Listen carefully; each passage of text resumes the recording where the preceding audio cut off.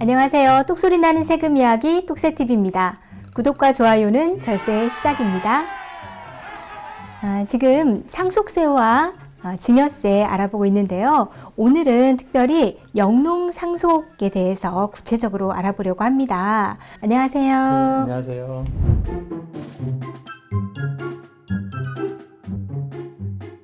영농 상속 재산에 대해서요.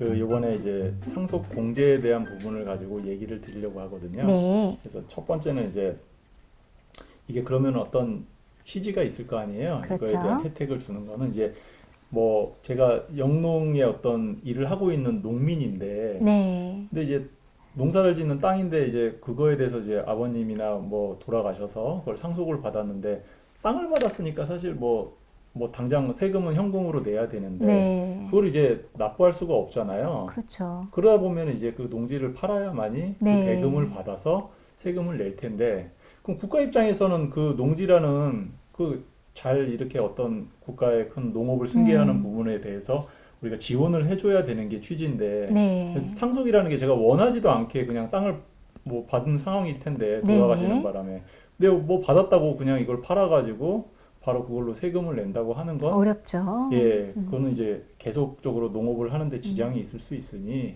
국가에서는 이제 그러한 농민의 경제 활동도 지원하고 예. 그러한 영농의 물적 기반이 되는 토지를 승계할 수 있는 부분에 대해서 이제 지원을 해준다는 게 이 법의 취지라고 보시면 됩니다. 아, 그렇군요. 네. 그래서 이제 대상자를 그러면은 누구한테 그러면 혜택을, 네. 분명히 혜택이 부여되는 부분인데 누구한테 줄 것이냐 여부인데요. 그건 당연히 아까 얘기 드렸듯이 영농을 종사하는 상속인이겠죠. 제가 뭐 급여하고 딴 데서 일하고 있는데 농지를 받았다고 저한테 혜택을 주는 건 뭐 계속 농사를 짓는 거는 아니기 때문에, 그렇죠. 어쨌든 농사를 서로가 지었다. 네. 돌아가신 아버님도 농사 짓고 자식인 제가 농사 짓고 그랬을 때 이 혜택이 부여된다고 생각하시면 돼요. 예, 영농 종사자가 또 영농을 종사하는 상속인에게 상속을 네. 했을 때 네. 그때 바로 혜택을 주는 거네요. 네. 네네.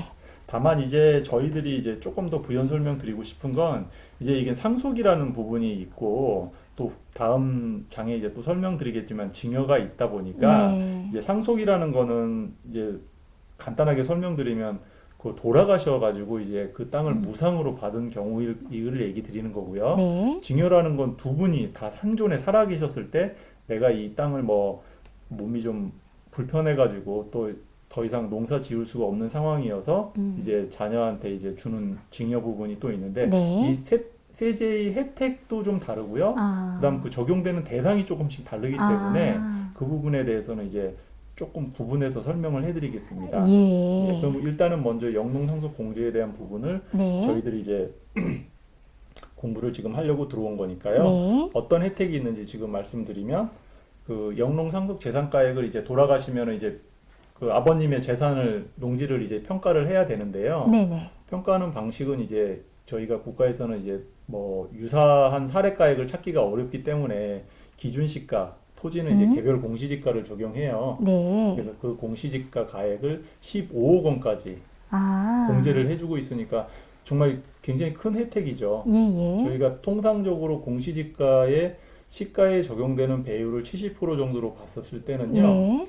실제 시가를 기준으로 약 21억 원까지 이거를 농지를 만약에 상속을 받으시는 경우에는 공제를 받으시는 거네요. 예, 공제 금액에 다 들어와 있기 때문에 네. 그것만 유일하게 받았다고 하면은 네. 사실상 뭐 상속세를 납부할 거는 없다고 보시면 됩니다. 아, 그렇군요. 토지 같은 경우에는 공시지가로 계산을 하는데 15억 원까지 공제가 된다. 기준시가로 환산을 하면 약 21억 원이다. 네네네. 아, 예. 네.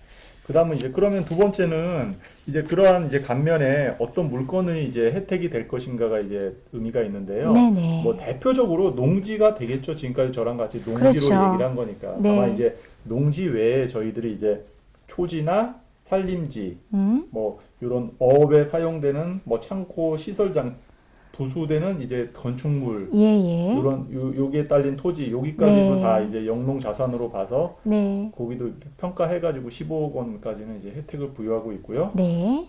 두 번째는 이제 이게 사실상 개인들이 갖고 있는 땅의 얘기고, 이제 예. 사실 영농조합 법인 같은 경우에는 이게 사실 주식이 말이 주식이지 이건 땅이나 마찬가지라고 보기 때문에 거기에 영농법인 주식 또한 이제 네. 거기에 대해서는 이제 동일한 혜택을 부여하고 있다고 보시면 됩니다. 그렇군요. 이 영농법인 주식 같은 경우에도 영농 상속 공제 대상 자산으로 보는군요. 네네네.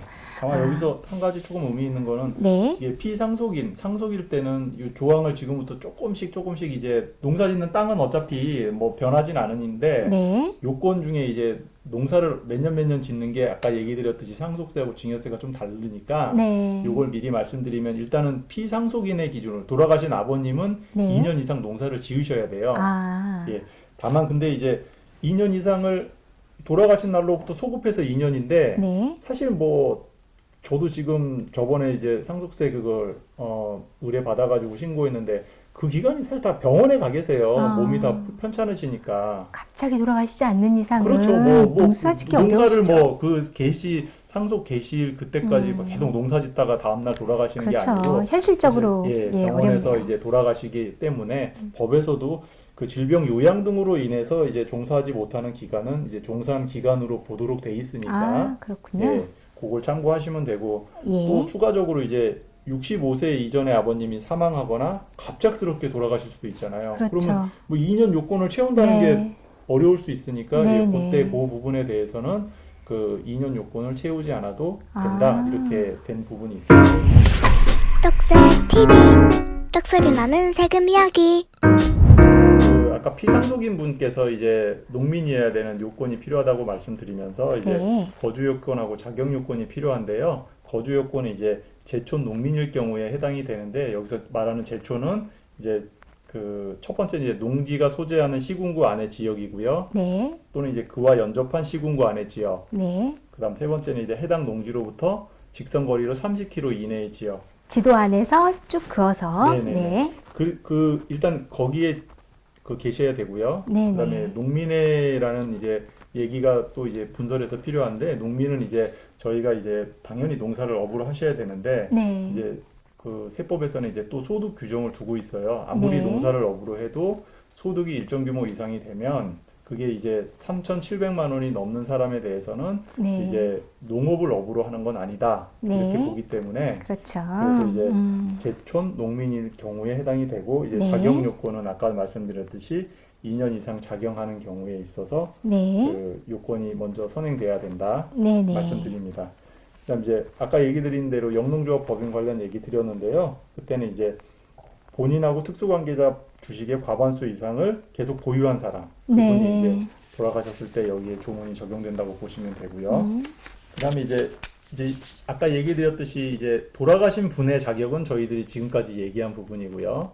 그럼 이제 그 땅을 받는 분, 상속인. 예, 상속인인 이런 영농 자녀의 요건인데요. 네. 이제 첫 번째는 이제 상속 개시일로부터 돌아가시기 전에 이제 2년 전부터 계속 영농에 종사하거나 농업회사에 근무하는 18세 이상 상속인이어야 됩니다. 아, 예, 이게 이제 증여세하고 좀 차이가 있는데요. 나중에 설명드리겠지만 이 증여세에서 보는 부분은 이렇게 제가 뭐 당장 다른 일 하다가 이렇게 앞으로 농사 짓겠습니다. 이게 그런 것도 돼요. 근데 다만 상속은 이제 2년 전부터 이제 피상속인도 2년 전 계속 농사를 지어야 되고 상속인도 2년 전부터 농사를 짓도록 규정을 해놓고요. 예. 아까 얘기 드린 자격 농민 요건은 거주 요건은 자격 요건하고 거주 요건 아까 피상속인의 요건은 이제 동일하시고요. 네. 그다음 추가적으로 이제 영농이나 영어, 임업 후계자 같은 경우에는 뭐 당연히 해당이 되시고요. 네 번째는 이제 이러한 영농 상속 재산 전부를 영농 상속인이 상속받았을 때 네네. 그때 기본적인 부분은 그렇고 이제 사실 이러다 보니까 뭐 상속인은 또 여러 분 계시잖아요. 그렇죠. 그럼 이걸 가지고 또 저희가 예규를 좀 하나 확인해 봐 의미 있다고 본 게 그럼 영농 상속 증여자산 돌아가신 아버님이 농사를 업으로 여러 가지 상속 재산이 있는데 그 상속인은 또 다른 뭐 급여 받으신 분 사업하시는 분 다 따로 있는데 어떤 일부만 영농에 종사하는 상속인이 상속받았다.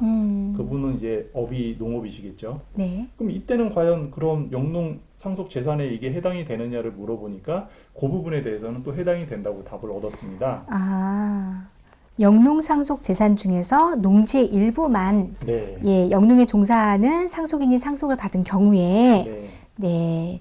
영농상속 공제를 적용을 한다. 네. 예.